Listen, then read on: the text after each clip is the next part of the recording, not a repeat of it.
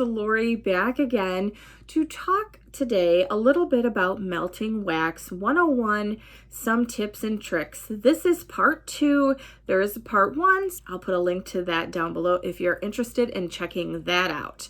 Today we're going to be talking about buying wax. There are several ways that you can buy wax. You can get retail wax, which a lot of times is found in a retail store or online, or purchasing some vendor wax directly from that vendor. A lot of times when people get into melting wax, they start, they might be burning candles. I know when I first started, I had been burning candles from Yankee and Bath and Body Works for what felt like 50 years. It wasn't.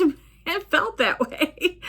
So it just seemed like a natural progression, and I know a lot of people find themselves in that same boat. There are some different retail wax vendors that maybe are sold through parties, so we've heard of some of those. Scentsy is an example. I feel like, what is it, Tealight? Are they even still around? So that's an example of something that you might find at a party. And you can walk into a Walmart or Target store and find some wax melts. You can go onto Etsy and find quite a few vendors that sell that way. And then a lot of vendor wax companies have their own websites dedicated to their product. Some also sell directly through Facebook. My first suggestion is, if you want to get into wax melts, is to try some retail wax from a store near you. So if that's a Walmart store, if it's a Target, your local grocery store, whatever the case might be, I would pick up some of those. The reason I say that is because they tend to be on the cheaper side. I believe Walmart now has gone up to $2.22 for their clamshells. Usually you get 6 pieces in the clamshell, and though you can get those for $2.22, I believe. It might be a regional thing, so check your area. Your results might vary from mine, but that's typically what the price is, at least at the time of this recording. And a lot of the grocery stores can have varying prices. You might be able to pick some up on clearance. I know when I got into retail wax, I found a lot on clearance, which was great. Helped me build up a collection of different scents, try different things, figure out what I liked and didn't like. So you're going to want to find out what scents work for you with your nose, your preferences, your family members as well. Not everybody likes certain kinds of scents. If you have been a part of this channel for any length of time, you know I cannot handle pine or tree scents. So those are not something that I would be purchasing and spending my money on from a vendor, which tends to have a higher price point. So you're going to want to find, figure out like a baseline of some scents that you like. If you like fruity scents, you like laundry scents, you like outdoorsy, fresh type of scents, get a kind of an idea of what type of things you like, and conversely what you also don't like or that maybe bothers your nose. Some people get headaches from some scents. Some other people, it makes them sneeze because they're allergic to certain, like florals, for example. And so you're going to want to find that out in the most cost-effective way possible. So let's say you've started off, you've purchased some retail wax, and now you want to branch out. You're kind of thinking, well, I can find certain scents, but I can't find others. For example, coffee is oftentimes very difficult to find in a retail wax setting. So you may have to go to vendor wax to kind of branch out and find more coffee scents. I happen to love coffee scents. There are a ton in vendor wax, but not in retail wax. So what do I suggest that you do? Well, the first thing that I would do is talk to your friends. How did you get into wax in the first place? Maybe it was a relative or a neighbor, a friend that talked to you about it. Ask them who they recommend that you try. Another good way, if you don't have anybody that melts wax around you, which was what happened with me, you might want to start off by watching some YouTube videos, and you already started, you're here. So start by watching some YouTube videos, find somebody that has a similar nose to you or that describes scents in a way that you can understand and relate to. There are a ton of us on YouTube that do reviews. So I would just type in wax melts and start looking for some subscriptions of people in the Great Wax community. Once you start doing that, you'll start to see some vendor names pop up And then I would recommend going to their Facebook group, joining typically their private groups. They don't let just everybody in for spam reasons, I would assume, because anybody then can post in there. So typically you ask to join the group, you answer a couple of simple questions, and then typically you are admitted to the group. They are large groups, a lot of them. Some are smaller groups, but a lot of them are quite large. Some of the companies that you might want to consider, now these are my personal preferences, does not mean that these are the only ones, but these are some of the ones that I frequently purchase from, and a lot of my friends do as well, that I could recommend at least for a start, and you can branch out from there. I happen to love L3. She's my favorite vendor. She's got tons of scents available. That's something that I would start with. Her company is one that I would definitely start with. L3 Waxy Wonders. We have Rose Girls, Sassy Girl Aroma, Teddy Bees. We have Britta's Creepy Treasures. We have Kay's Scented Melts, Vintage Chic Scents, or VCS. That's how I often abbreviate it. We have Ava's Country Cupboard, Dessa's Homespun Scents, Melted Mousse. There are so many companies, and I'm going to forget quite a few of them, I am sure. So check out those, start there, and like I said, watch some videos of some YouTubers, find some that you really like or relate to, and then start checking out some companies that they melt wax from. Next tip that I would say, once you've joined a few of those Facebook groups, one of the first things that I would recommend is getting a sampler from a couple of your chosen vendors. So once you look at their Facebook group, see some of the scents that they have available, maybe go on their website if it's open at that particular time, I would highly suggest getting a couple of samplers. Now, a lot of the vendors that we've already talked about have samplers available. Typically, L3 has some, Vintage Chic has some, Rose Girls will have some here and there. So you're going to want to go on there and check that out and see if they have a sampler available for you to be able to try their wax. So the next thing that you're going to want to do now that you're thinking about samplers is you're going to pick a budget and stick to the budget. It is very hard to do. Believe me, we have all been there. We have gotten sucked in by people talking about a great vendor or some great scents or a sampler, but you're going to want to stick to a budget. Decide what you're comfortable with and stick to that. You're not going to let FOMO rule the roost, which is fear of missing out. And so you're going to decide what you want to spend. So let's say, for example, you decide, you know what, I'm going to stick to $50. So that's what you do. You decide, I'm going to do $50. You find a sampler that works into your budget. That includes shipping, because shipping can add up, as we all know. So you're going to want to stick to that budget. I would get a sampler of a variety of scents that you think you might like. Most of the time, if you get a sampler, it's a mystery sampler, and that can be good and bad. There's no guarantee you're going to get any scents that you like, but most of the time you'll find new to you scents that you enjoy. Sometimes you might like them all. Other times it's going to be about 50-50, can be very hit or miss depending on the vendor. If your preferred vendor does not offer samplers or is not doing that at the moment, you can always make your own sampler of the smallest shapes that you can find. Again, have a budget and stick to it. For example, you might be able to get these little scent shot cups here from a vendor and make a sampler for $30-$40 and try a variety of scents. You might be able to do it in shapes like this, a 6-pack of different shapes, and make your own sampler from a small package like this.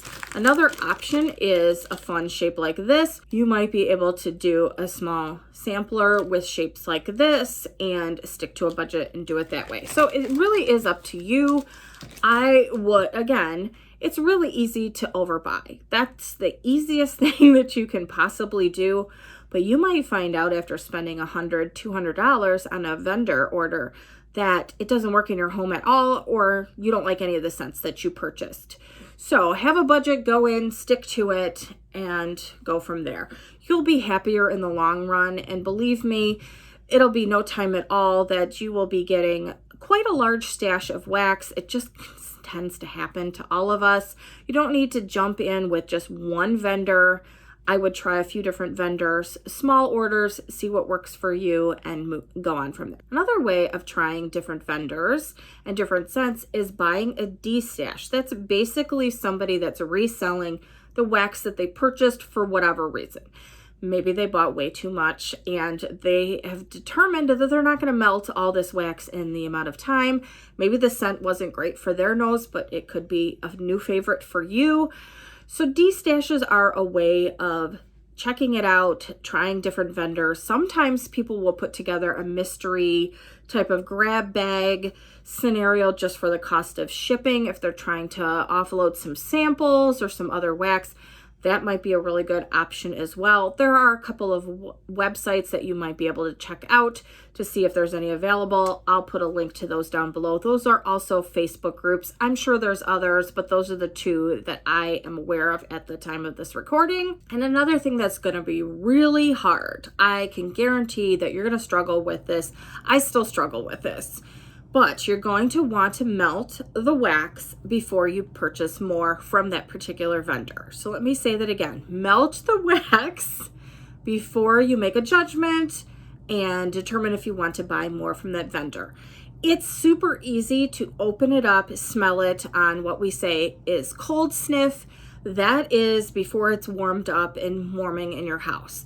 It's easy to do a cold sniff review and say, this smells fantastic. I really like this. But it's totally another thing to have it melting in your house to see if it actually throws. In other words, you can get a scent from it and you're smelling it when you're sitting on your couch or you're in your kitchen or wherever you're melting your wax. I mean, when you've got your nose buried in a scent shot cup like this, you know, you're going to get a different scent than you are when it's in a warming dish, 30 feet away from you or whatever the case might be. So you're going to want to warm the wax in your home before you make a decision on what you want to buy again and what quantity that you need. We have all done this. We have bought a loaf of something that we've never melted. That is not a good idea. Buy the smallest size that you can first to try it. And if you love it, works great in your home, then you can buy a larger size or multiple of an item. But make sure that you warm it first. There were plenty of vendors that I started off with that unfortunately just don't work in my home with my warmers. And saying that, there are a lot of factors that can play a part in that. It's the type of warmers that you have, the layout of your home, how many warmers do you have, the airflow that you have, and the scent that you're using, type of wax. There's so many things that can influence that. So it's not necessarily the vendor's fault. I wouldn't look at it that way. It's the criteria or the conditions in which you're melting the wax does not work for you in your particular home and layout. So you're going to want to make sure you try it before you buy additional. Try it before you buy it and save yourself some money that way. Keep in mind also that people like vendors for a variety of reasons. And you will find that you have your preferences for a variety of reasons. Sometimes you like the shape. It's really easy for you, let's say, to use something that's in the shape that's already pre-cut. You can throw it in your warmers. That might work for you. You might want to buy large quantities of something for a relatively cheap price. That's another thing. Sometimes people like fun shapes and glitter. Some people hate glitter.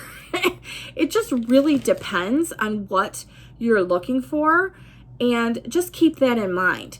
So something that you might see highly hyped on one person's YouTube channel might not be something that you like, and that's okay. We all have our preferences. That's why there's so many different wax vendors out there. Find what works for you in your home and your lifestyle and your preferences. Another thing that people like to consider is to whether or not the vendor offers pre-orders or RTS. So pre-order just means, we talked about this a little bit in the first video, pre-order means that you are placing your order prior to the person pouring the wax. They typically buy the amount of wax that they need and the fragrance oils to match how many orders that they have. And then once they close the pre-order, they start pouring it. Sometimes they start pouring it while it's still going on. Just depends on how the vendor runs it. Pre-orders a lot of times, but not always, run for more than a day. There are some vendors that only open for a couple of hours. It just depends on the size of their business, how many orders they get in. So you're going to want to keep track of that on their Facebook group and see how they run their pre-orders. Typically, you're going to wait a particular amount of time for that wax to then come in or be shipped out to you. So that can mean you're waiting any amount of time from a week to 8 to 10 weeks, 12 weeks. It just really depends. So make sure you know what the turnaround time is, and that is oftentimes called TAT or TAT. That's the turnaround time from the time you place your order to when you receive it, or it's shipped to you. Most times, I believe that's what it is the time that it's shipped to you, because they can't control postal shipping times to your home. I have a little helper that sometimes joins me here. This is my cat Brady, and he's often extremely bored by the videos, but does like to be a part of them. So welcome, Brady, to the video. We were talking about pre-orders versus RTS. RTS stands for ready to ship. That is typically already available, which means that the vendor has already poured it. I can't swear that's always the case in every vendor, but that's what it should mean. It should mean exactly what it says, ready to ship, that the vendor will start shipping the orders pretty quickly after you place them, anywhere between immediately to within 7 to 10 business days that the orders will go out to you. So that's the difference. Pre-orders typically take a lot longer, and ready to ship should be faster. Now keep in mind, ready to ship is often kind of cutthroat. People call it Hunger Games style because there's a limited amount of quantity available that the vendor has already poured for you to purchase, and some vendors are very hard to get. Their wax is hard to get. And you have to have fast fingers, and a lot of people say ninja fingers, and go in and purchase what you want. So keep that in mind. Typically, RTS is a little bit higher stress than a pre-order.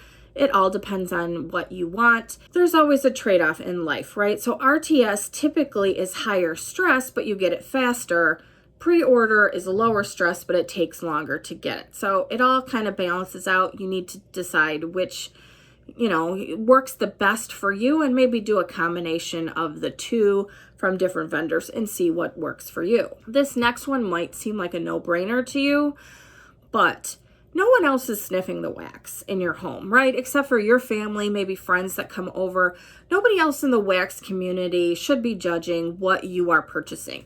If a vendor works for you and you enjoy their prices and the way they run their business, then go ahead and buy from that company. Conversely, if the hottest vendor in the wax community right now doesn't work for you, then there's no reason to continue buying. Don't be sucked into the hype. If it doesn't work for you, move on. There's no point in spending your money on something that doesn't work for you. We all have different vendors that we like, and I know some of my best friends in this community have different preferences than me, and that's okay.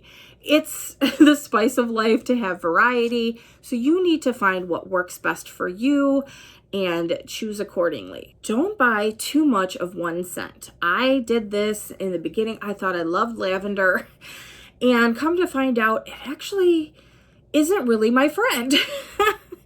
I like it much more in a plant outside than I do in vendor or retail wax, and I bought way too much. Then I felt like I had to work my way through all of this wax that I had purchased. So start off small, figure out what scents you really like, and then there's plenty of time to go crazy. Believe me, we've all done it. But don't buy loaves of something that you can buy in a smaller size. And speaking of loaves, make sure before you buy multiple loaves of a scent, you have melted through one. That would be my rule of thumb. Another thing, these are all tips and things that I have done wrong. I am trying to save you some money and some heartache and space in your collection. If you have not melted through an entire loaf of a scent, I wouldn't pick up more than one of that loaf.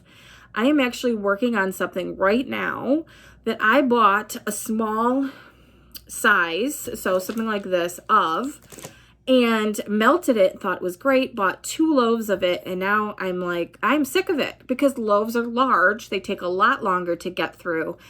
And so I'm like, ooh, I shouldn't have bought two. So if you haven't melted through a full loaf of something and still want more of it, I wouldn't buy multiple. You can always get it again or find something that is very close to it from another vendor. Please note that your sense of smell will change a bit. It will grow, it will develop. As you smell more and more things, you will notice that your sense of smell will change and grow and adapt a little bit. Things that you absolutely loved, you might not like as much. You might get sick of them and get tired of them. Or you may find that the lavender that you didn't think you liked in the beginning, you might grow accustomed to it and start to really like it and crave that scent. So know that as your nose, know your nose, and know that over time it will change a bit, and that's okay. It's always fun to try different scents, and so I still recommend, even if you're an experienced wax melter, sometimes it's just fun to get a sampler. You may find something that you really, really love and that you didn't like a year ago or so. So it's always really fun to try different scents and know that something that you didn't like a year ago, you may suddenly start liking. Keep in mind also that this should be a fun hobby. It's a hobby for a lot of us. We love it. Something we're very, very passionate about. But if you're not liking a scent for some reason or having as much joy, put it away for a little while. Give your nose a bit of a break on that particular scent and see if that helps. If you just don't like it, it's okay to give yourself permission to pass it on to somebody else. A lot of times in the community, we do what's called a roke or a random act of kindness. That is something where you send a little package of some scents to a friend. Sometimes those are your favorite scents that you want to share, something they might want to try, or some scents that you know they like that isn't in your particular wheelhouse. So that's always fun to be able to do that in the wax community. We've made a lot of great friends here by doing that, and it's a great way to get to know other people in the community. Another thing that you might just do is throw it away. Give yourself permission to just throw it away. Another thing that you might be able to do is mix a scent with something else.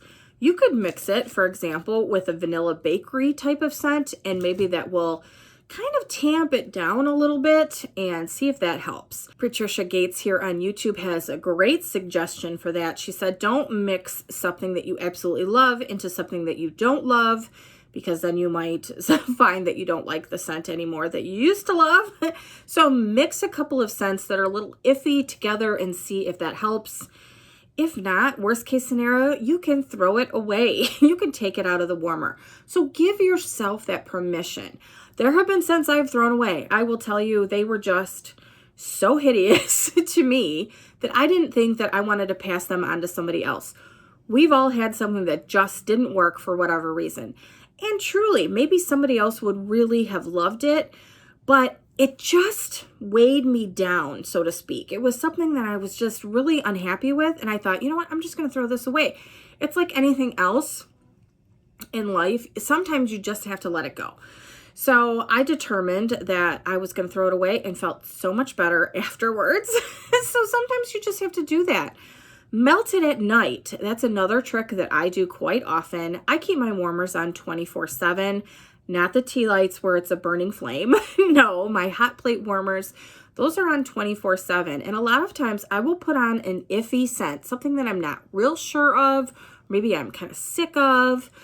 And I'll put that on a couple of hours before we go to bed. Still gives me the chance to smell it to see if it's something that maybe I was wrong about. The cold sniff review, so to speak, wasn't the same as it was on warm. I often say it transforms on warming. It does. That happens a lot with scents. So you need to warm it before you make a decision for the most part. If it's something you absolutely cannot stand or it gives you a headache, if you're smelling it, or it's floral and that really bothers your sinuses, don't melt it. But I'm saying if it's just something that doesn't wow you, melt it because it might come alive. I will tell you from my personal experience that happens all the time with vanilla bakery scents. I am often the person that's like, wow, that just doesn't do anything for me. And then I'm the first person that once it's warmed, I am amazed and wowed and I need tons of it. So that might happen for you with other scents. So you need to melt it. You need to melt your scents to figure out which ones you like the best. And the last thing that I would say for this video is keep in mind that some of us are what we call seasonal and others of us are mood melters and others of us it doesn't really matter. So you will find that sometimes scents really don't appeal to you at all. And then later in the season or later in the year, it might sound really good to you. So that is what we would consider a seasonal melter. I happen to be a seasonal melter. I do not like, for example, apple scents or pumpkin scents out of what I consider fall. I'm in Michigan and I tend to like those type of scents in the cooler weather. And I crave those in cooler weather. Same thing for a lot of people around Christmas. They like tree scents. They want pine, heavy bakery, things that remind them of Christmas growing up. And so you may find that you're a seasonal melter. I know for me that some of the fruitier scents like pineapple or pina colada just doesn't smell the same, or I don't like it as much when it's in the middle of winter versus spring or summer.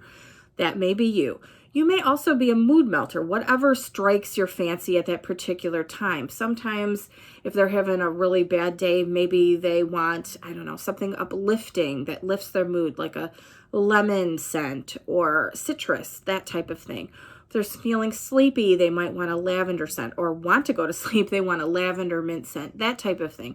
So that could describe you as well. Just keep in mind that that's going to play a part. If you're not really liking a scent that you thought you really liked, that might be something that you might want to put aside, try it at a different time, because you might find that you're a seasonal melter versus a mood melter. Some people can just grab whatever strikes their fancy, so I wouldn't necessarily put them in either category. It just sounds good for that particular day. It might be considered a mood melter. It just really depends. But some people really go by their mood. So if they're feeling, happy or sad, the wax that they choose for that particular time might be changed. So I hope this has been helpful to give you some tips and tricks on purchasing wax. It's always important to stick to a budget. I know we're all going to blow our budgets at some point, right? But it's important to have an idea of how much you want to spend before you go into a vendor site, because it's very easy to just throw one of everything or 12 of everything in your cart and then go, what? How much is it? So make a list. That's another thing. Make a list when you see the list posted on Facebook and pick the ones that sound the best to you and go from there. So thank you so much for joining me today. The next part in this series will be melting the wax, talking about some of the sizes, cutting, and how much you're going to want to use in your warmer, talk about warmer placement, a little bit of those things. So make sure you stay tuned for the next part in the series. And make sure that you're leaving a comment down below if you have some tips and tricks for the rest of us. I think it will be fun to see what everybody else has suggested. So thank you so much for watching, and I will see you next time. Bye, everybody.